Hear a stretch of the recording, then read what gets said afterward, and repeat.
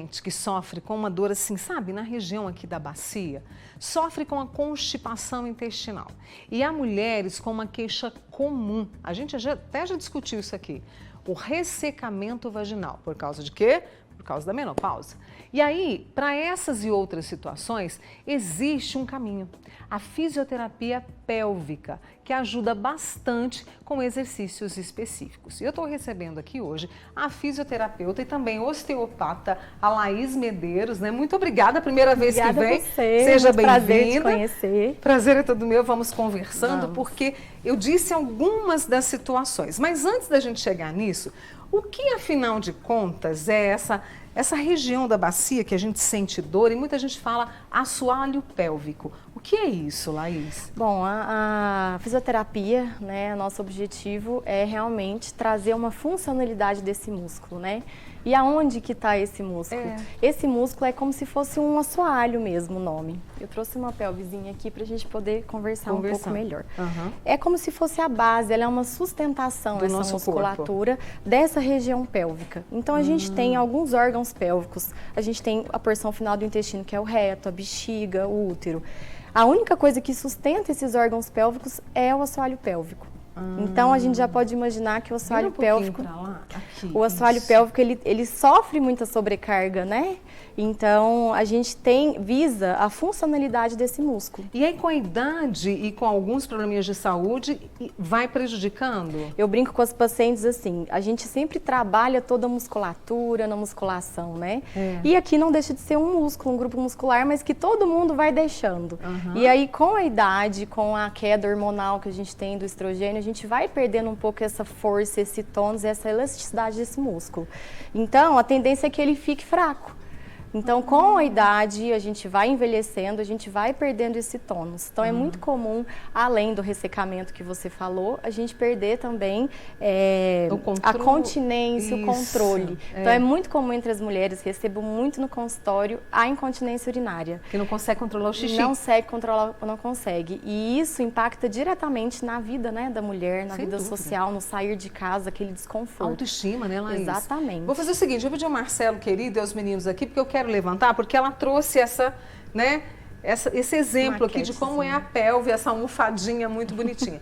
Mas eu quero levantar, posso levantar aqui, pessoal? Qual câmera que eu levanto? Na 1 mesmo? Então vem cá. Para mostrar, a Laís trouxe aqui, mas na nossa região do corpo, Laís, me mostra aqui, porque as pessoas... A pelve está localizada nessa região. Isso. Esses ossinhos que a gente tem aqui por cima, é esse que a gente apalpa aqui na cintura. Aqui.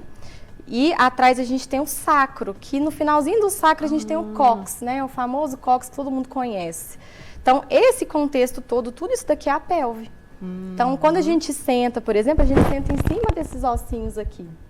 Então, a pelve, ela tem uma mobilidade, ela participa da nossa caminhada, né? No sentar, no levantar. Até quando a gente tosse, a gente gera uma pressão nesse assoalho pélvico. A gente não tem, nem imagina. Pode sentar, obrigada. E até, por exemplo, quem é sedentário, vai sobrecarregando? Vai sobrecarregando. Quanto mais sedentária a pessoa for, menos tônus muscular ela vai ter. Então, ela vai ter uma sobrecarga ainda maior, uma falta de funcionalidade dessa musculatura. Né? Laís, você falou dessa questão muito da mulher, né? Mas os homens também sofrem com essa região, esse assoalho pélvico? Também sofrem. E eles têm mais vergonha do que as mulheres, né? Então, assim, é difícil eles procurarem atendimento.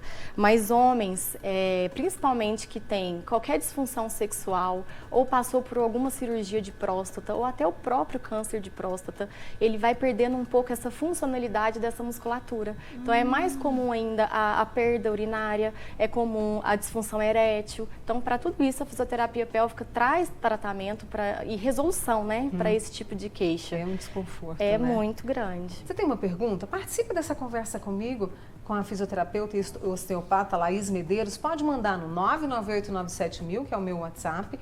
Manda que o Daniel vai me encaminhar. Se você está no YouTube, também pode fazer aí a sua pergunta sobre isso, sobre como é que eu vou fortalecer. E aí a fisioterapia traz exercícios, eu imagino que são vários, Laís. Cada pessoa tem um corpo, né, uma funcionalidade, então a gente define muito condutas de tratamento individualizado para cada um. Mas a gente tem como um geral, né, trazer uma percepção, uma consciência melhor para cada pessoa. Então, a fisioterapia pélvica, a gente vai trazer essa funcionalidade do músculo. E como que a pessoa vai aplicar no dia a dia dela, né? Momentos especiais que pode sobrecarregar essa musculatura e acontecer o que a gente não quer, como um escape de xixi, por exemplo. A obesidade, que é um problema hoje que se vive no mundo todo praticamente, pode também prejudicar? Com certeza. A pelve? Todo sobrepeso a mais nessa região vai gerar uma sobrecarga no assoalho pélvico, né? Lembra, ele sustenta tudo. Sim, ele sustenta tudo. Qualquer aumento abdominal aqui vai aumentar esse peso. Assim como gestantes, que também aumenta o útero, ele ocupa a cavidade abdominal, o bebê está pesado, o próprio útero, né? A placenta, líquido, tudo isso gera uma sobrecarga. Então, qualquer peso a mais vai gerar uma sobrecarga nesse músculo, vai fazer ele trabalhar a mais e muitas vezes perder um pouco a funcionalidade, né? Então, tudo que aumenta essa massa vai pesar no períneo. Olha, e aí no caso, por exemplo, as mulheres que estão, né, grávidas, esses exercícios ajudam a melhorar isso e podem ajudar até também na hora de dar à luz? Com certeza. A musculatura do assoalho pélvico, por si só da mulher estar grávida, ela já fica sobrecarregada. E se a gente for parar para pensar, a pelve é o canal de parto, Exato. né? Então a gente tem uma preparação para essa mulher dominar e ter consciência nesse corpo. Eu falo que toda gestante deveria passar por uma avaliação de uma fisioterapeuta pélvica, porque é uma mudança muito grande do corpo ao longo da gestação. Então, quando a gente fala de via de parto, ela é muito pequena perto da gestação em si. Então, a própria gestação, toda mudança corporal traz muitas queixas de dores. A incontinência urinária acompanha muitas mulheres.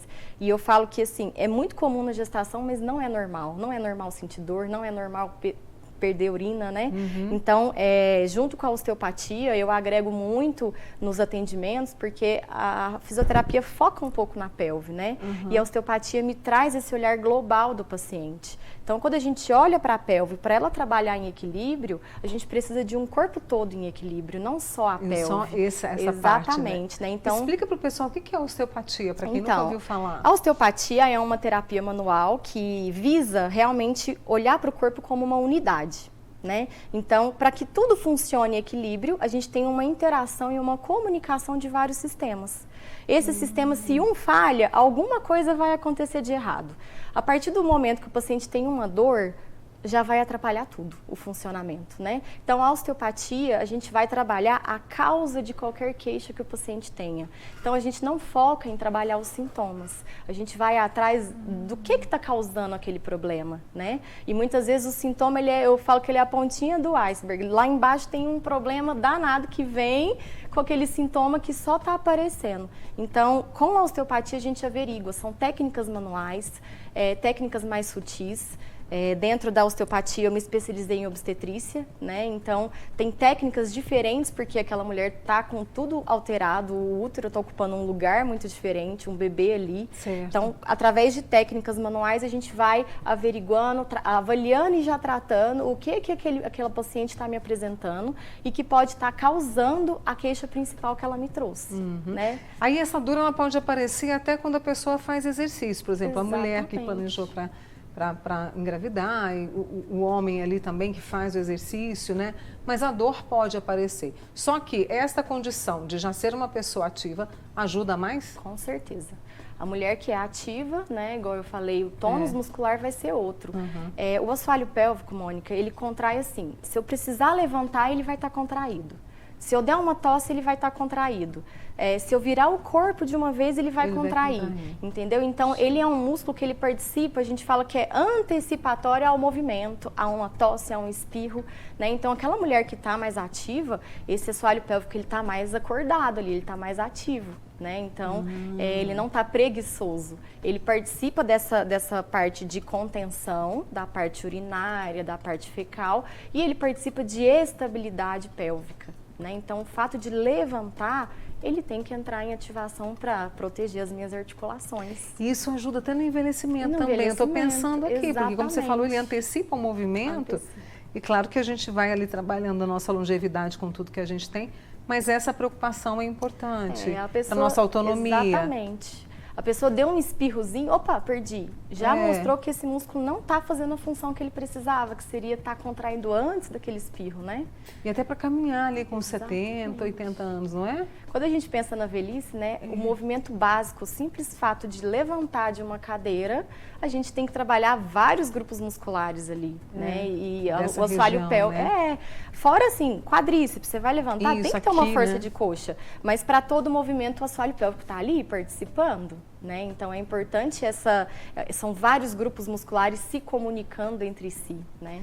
É bonito de escutar isso, sabe? De entender como é o nosso corpo. Então eu peço a sua atenção, né, para essa conversa com a Laís. Vou fazer uma pausa com ela, porque eu sei que você vai participar também. E a gente já volta falando muito mais sobre fisioterapia pélvica e o quanto que ela contribui com a nossa qualidade de vida, tá? Fica à vontade, viu, minha querida?